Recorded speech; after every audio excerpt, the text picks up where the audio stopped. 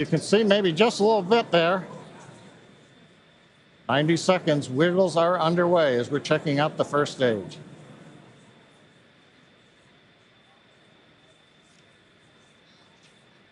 TVC checks are complete.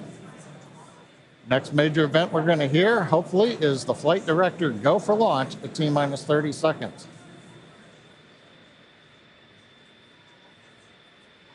As we're coming up on T-minus 1 minute, when we get to T-minus 40 seconds, we'll just listen in.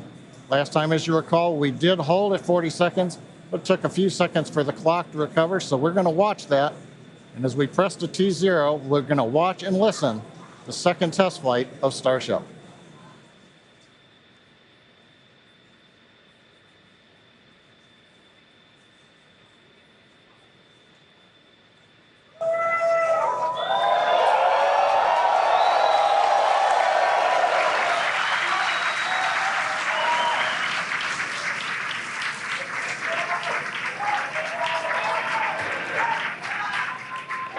T-minus 30 seconds. Back to rapid recycle.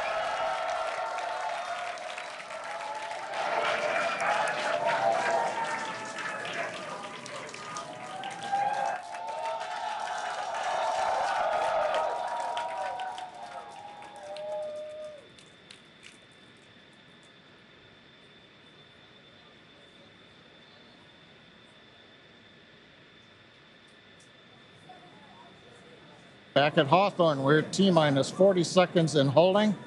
We had a rapid recycle. We've not heard anything over the countdown net as the team works both first and second stages. We're going to monitor the nets here for a minute.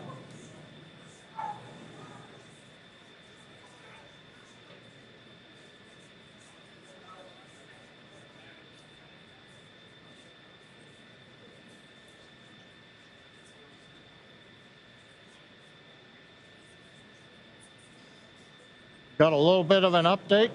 We're continuing to hold at T-minus 40 seconds. This is the normal hold point for Starship, as we talked earlier. Sounds like we're working just late pressurization on, I believe, the second stage. Team is working it. All the other systems are on hold right now at 40 seconds. We can hold here for about 15 minutes or so before we would run out of window for this morning.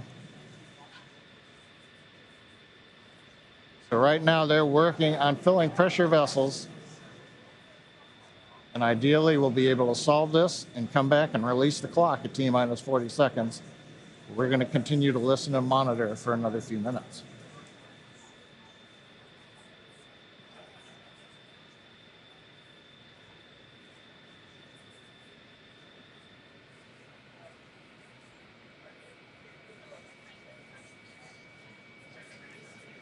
And it's worth mentioning here that don't go away.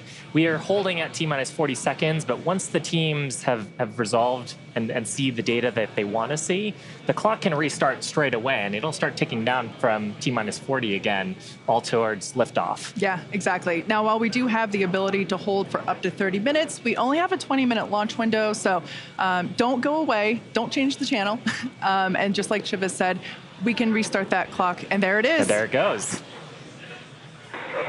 Clock is rolling. T-minus 30 seconds.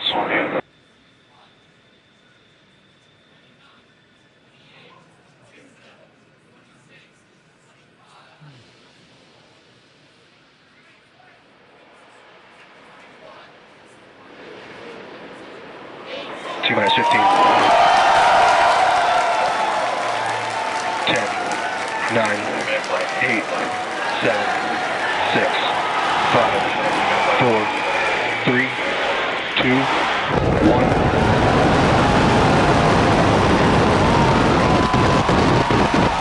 We have liftoff.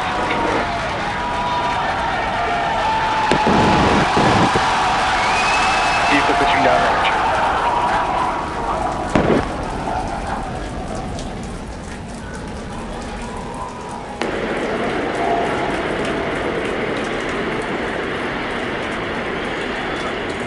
Chambers pressure nominal.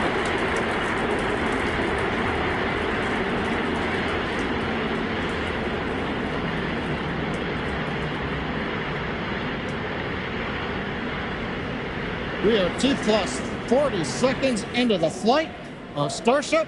33 Raptor engines powering the first stage. Power and telemetry nominal. We've heard power and telemetry nominal call out. We're heading downrange over the Gulf of Mexico.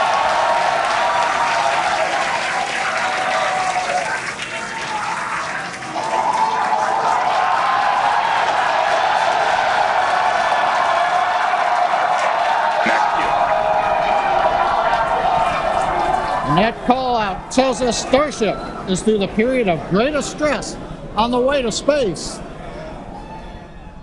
Now the next major event is hot staging in just over 90 seconds from now. To get ready, the booster will shut down all but 3 of the Raptor engines. Clamps holding the 2 stages together will release, and the Starship's second stage will ignite its engines. Starship will then separate from the Super Heavy booster and head to space. And at the same time, the 3 engines that are still firing on Super Heavy will flip the booster around. 10 more engines will ignite for the boost back burn, putting the first stage on path for a splashdown in the Gulf of Mexico.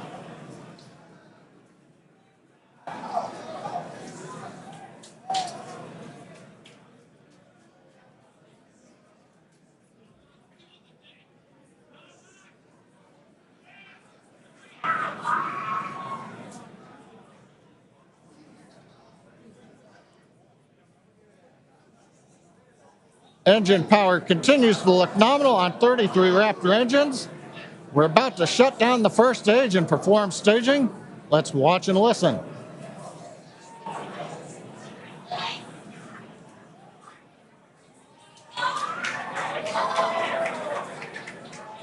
And acquisition of signal Houston and New Orleans. Booster engine cut off.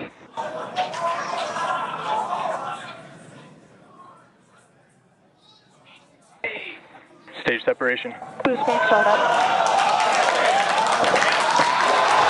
Ship engine ignition.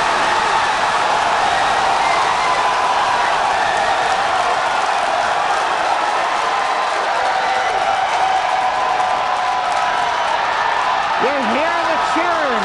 The first ever successful hot stage for SpaceX's Starship. Incredible views of our Super Heavy booster. And as you can see, the Super Heavy booster has just experienced a rapid, unscheduled disassembly. However, our ship is still underway with Ship all avionics, 6. power and telemetry nominal. And we just heard there, ship avionics, power and telemetry nominal. All 6 engines are lit, as you can see from the GUI there at the bottom right-hand side of your screen. Now, we did know that the that hot staging was going to be incredibly dynamic. We knew that there was a chance that the booster would not survive, but we're going to take that data and figure out how we can make the booster better for the next hot stage. Yeah, that hot staging put a lot of load on the top of the booster, and of course it flipped around there, a lot of dynamic stuff happening. But ship is still going strong. And it's doing great. Right now, the ship, the second stage, is on its way. Like we said, you can see all 6 of its engines are ignited. The next major milestone for the ship will be the shutdown of those engines, or SECO, second engine cutoff, which if you follow our Falcon 9 launches, familiar terminology there. So far, today has been incredibly successful, even with the RUD of the Super Heavy booster. This is amazing.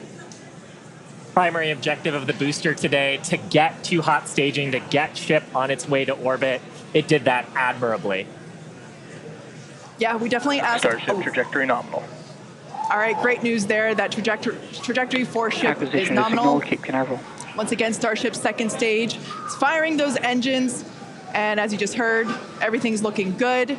Now, for the ship, we wanted it to survive hot staging, which, as you can see there by that little dot on your screen, it did.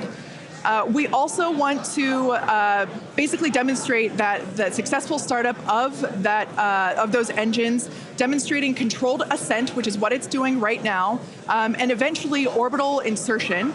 We are hoping to basically send this around the Earth. And if it makes it this far, splash down in the Pacific Ocean, a couple hundred miles north of Hawaii.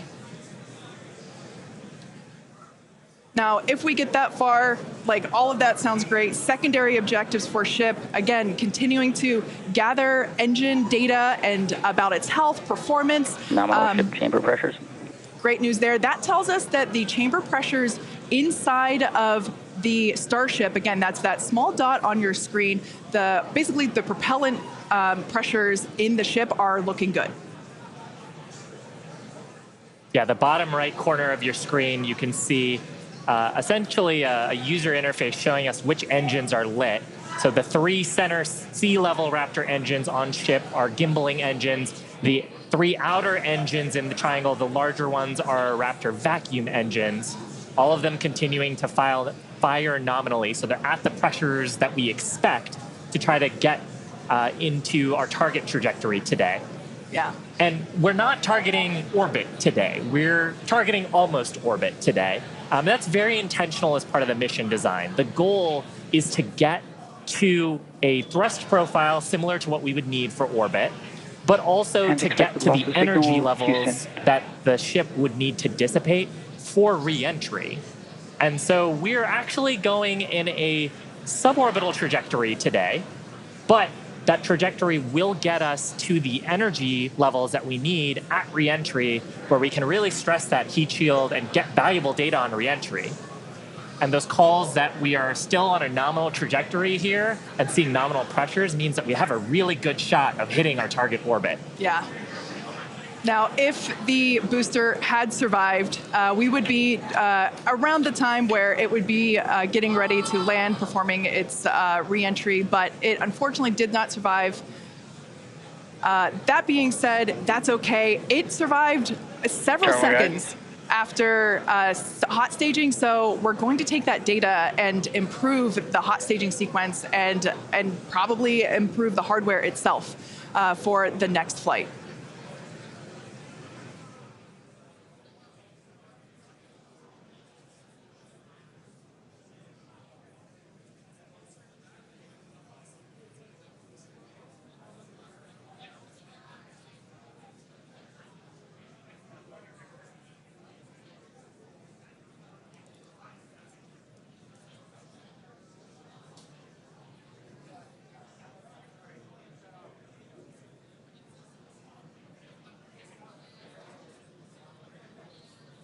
They're standing by for a call out here. Coming up on the projected time that ship would shut down its engines.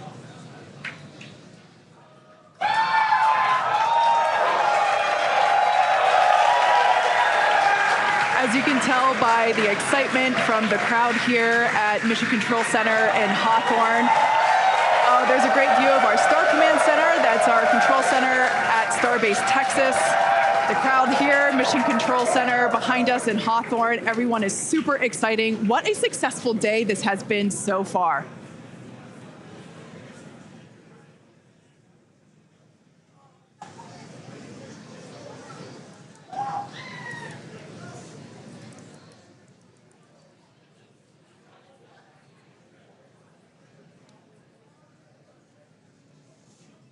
And I mean, up to this point, major successful milestones through hot staging, which was the big objective today.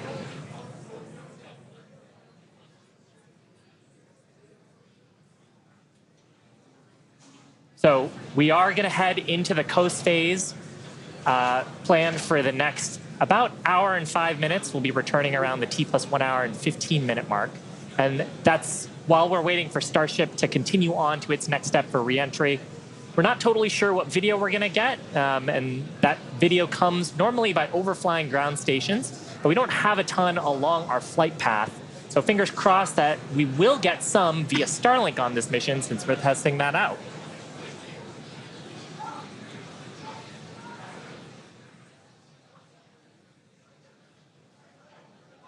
And also give us a moment. We are hearing some chatter on the net, so we're going to try to parse that for you.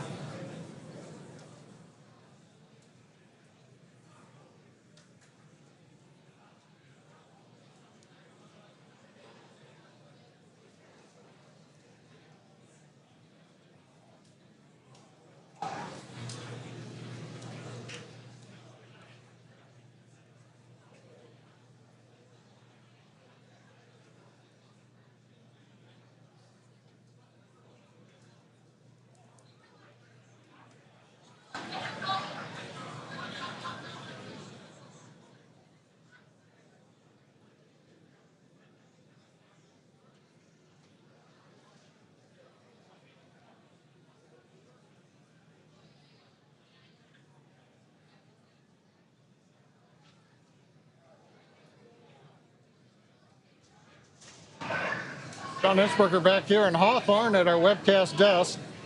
We have lost the data from the second stage. We had heard a call out that we were internal guidance, which means we were getting near the end of the approximately 6-minute burn of Starship. But we haven't gotten any more data since then, so we think we may have lost the second stage. So we would not be into coast phase. We wouldn't be able to come back in an hour or so and possibly get ready for reentry. However, what we do know right now is we had an on-time launch at 7 o'clock. We got through the boats. First stage looked beautiful with 33 Raptor engines firing. We got the hot staging, you know, the thing that we really wanted to see and impressed. We saw the separation. We saw the flip maneuver. We saw the light up of the 6 Raptor engines on Starship, and it headed away. Everything really looked good. But what we do believe right now is that the automated flight termination system on second stage appears to have triggered very late in the burn as we were headed downrange out over the Gulf of Mexico. But the real topping on the cake today, that successful liftoff, Kate, Shiva, the hot staging is just beautiful. Exactly what we were looking for. Yeah, ultimately, honestly, such an incredibly successful day. Even though we did have a RUD, or a rapid unscheduled disassembly, of both the Super Heavy booster and the ship, that's great. We got so much data, and that will all help us to improve for our next flight. Of course, and that's why we flight test, and you can bet that there's going to be more to come. So we really do want to thank you all for joining us. Of course, we want to thank the people of Cameron County. We want to thank all the federal agencies that have supported us for our test. And of course, a huge congratulations to the entire SpaceX team on getting through this flight test today. And I think with that, we're going to sign off from here in Hawthorne. Thanks so much for tuning in, and we'll see you next time.